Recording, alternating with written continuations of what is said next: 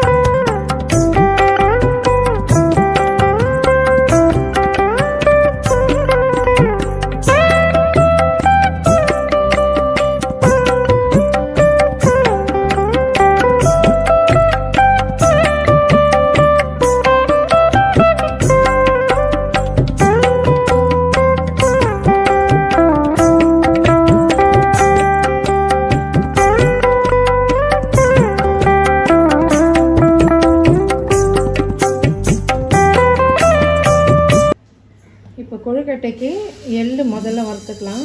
வெள்ளை எள்ளு வந்து நல்லா ஒரு 1.5 கைப்பிடி நான் போடுறேன். ஒரு 2 டேபிள் ஸ்பூன் இருக்கும்.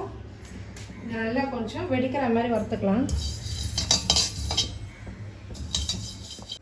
இப்போ இதில் பார்த்திங்கன்னா வேர்க்கடலை நல்லா தோல் எடுத்துகிட்டு வச்சுக்கிறேன். கொஞ்சோண்டு திராட்சை வச்சுருக்கேன், காஞ்ச திராட்சை. ஒரு 5 பாதாம் வச்சுருக்கேன், முந்திரி கொஞ்சம் வச்சுருக்கேன். இதையும் இதில் போட்டு வறுத்துப்போம். நல்லா கொஞ்சம் கலந்த மாதிரி இருக்கும். நட்ஸ் எல்லாம் கொஞ்சம் ரிச்சாக இருக்கும். கொஞ்சம் செடுக்க வறுத்துட்டு கொஞ்சம் ஆறின பிறகு நம்ம பொடி பண்ணிவிட்டு, பொடி பண்ண பிறகு கொஞ்சம் வெல்லம் போட்டு நம்ம பொடி பண்ணணும். தேவையான வெல்லம் நல்லா 1 கப்பு வெல்லம் நம்மளுக்கு தேவைப்படும். இப்போ பாருங்கள், நல்லா பொடி பண்ணிவிட்டு வெல்லம் ஏலக்காயெல்லாம் போட்டு நான் பொடி பண்ணிட்டேன். நல்லா சூப்பராக நம்மளுக்கு பூர்ணம் ரொம்ப ஈஸியாகவே நம்மளுக்கு ரெடி ஆகிடுச்சு. இதை உருண்டையாக கூட நம்ம பிடிச்சிக்கலாம். ஒரு 5 உருண்டை பிடிச்சி எள்ளு உருண்டை மாதிரி நம்ம வைக்கலாம் சாமிக்கு.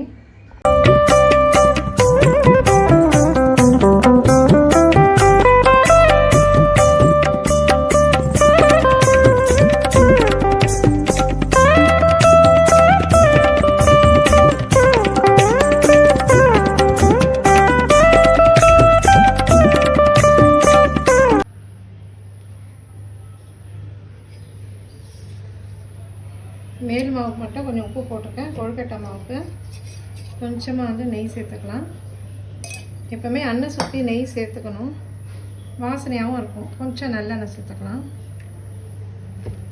சேர்த்துக்கிட்டு நல்லா கொதிக்கிற தண்ணி மாவு நனைகிற வரைக்கும் தைரியமாக நீங்கள் ஊற்றலாம். 1 கப்புக்கு 1.5 கப்பு தண்ணி தேவைப்படும். சூடாக நல்லா கொதிக்கிற தண்ணி ஊற்றினீங்கன்னா நல்லா நம்ம மாவு வெந்துடும்.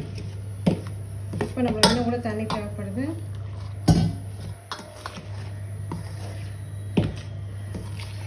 இதை அப்படியே ஒரு ஈரத்துணி போட்டு நம்ம மூடி வச்சிட்டோன்னா ஆறின பிறகு நம்ம நல்லா கொஞ்சம் எண்ணெயோ நெய்யோ கையில் தடவிட்டு சாஃப்டாக பிசைஞ்சிக்கலாம். இப்போது மோதகம்லாம் பாருங்கள் ரெடி ஆகிடுச்சு. ஸ்டீம் ஒரு 7 நிமிஷம் ஸ்டீம் வரணும்.